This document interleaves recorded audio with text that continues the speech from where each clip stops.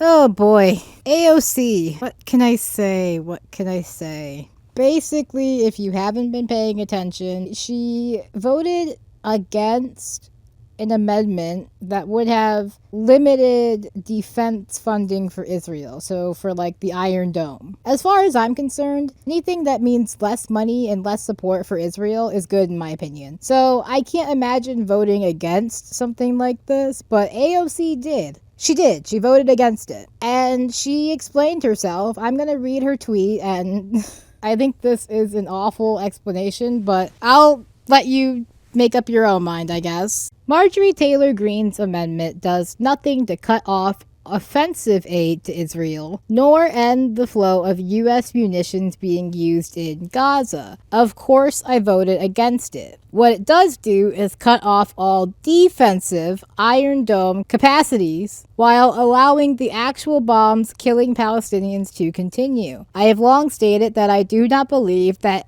adding to the death count of innocent victims to this war is constructive to its end. That is a simple and clear difference of opinion that has long been established. I remain focused on cutting the flow of U.S. munitions that are being used to perpetuate the genocide in Gaza. I already made my opinion known pretty much here. I think anything that cuts funding to Israel in any way, shape, or form is a good thing. I think it's a start. Now, this failed overwhelmingly from what I understand, so it's not like her vote would have made a difference, but I am always someone who says stand on principle. If you're going to be about it, be about it. If you're going to get out here and say that it's a genocide, then you should not be willing to fund the defensive capabilities of the state committing a genocide. That seems simple to me. That seems not complicated. She's not even funded by AIPAC or anything. So she's just doing this for the love of the game. If you want to make a logical argument here, Israel having less of an ability to defend itself means that it has to neuter the way it behaves. It has to take into consideration the fact that there will be retaliation for its actions. I don't have much else to say on this. I just really wanted to run through this real quick with you, and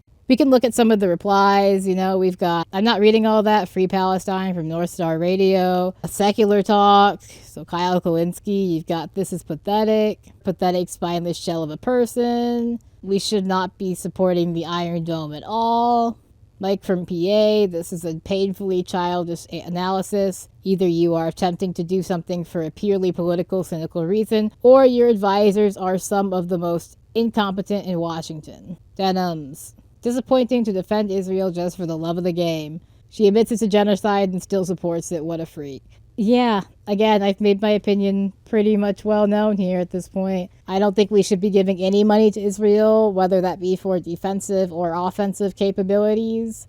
And if Israel didn't have defensive capabilities, it would have to think about its actions a little bit more. It would have to worry about consequences a little bit more, and I don't think that's a bad thing.